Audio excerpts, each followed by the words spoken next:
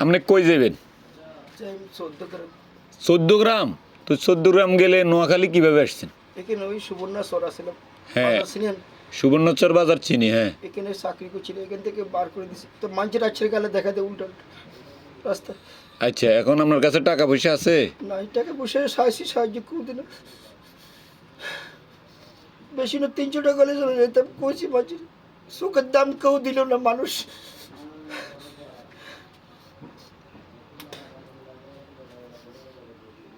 এখানে চাইছি ব্রিক মেলা আছে না, মালিকের কাছে। হ্যাঁ হ্যাঁ। মোবাইল আছে আপনার কাছে? আপনার বাড়িতে কে কে আছে? খালি মা আছে, বাপ নাই। বাপ নাই, মা আছে। বাচ্চা বিয়ে তো করছেন। শুনেন শুনেন শুনেন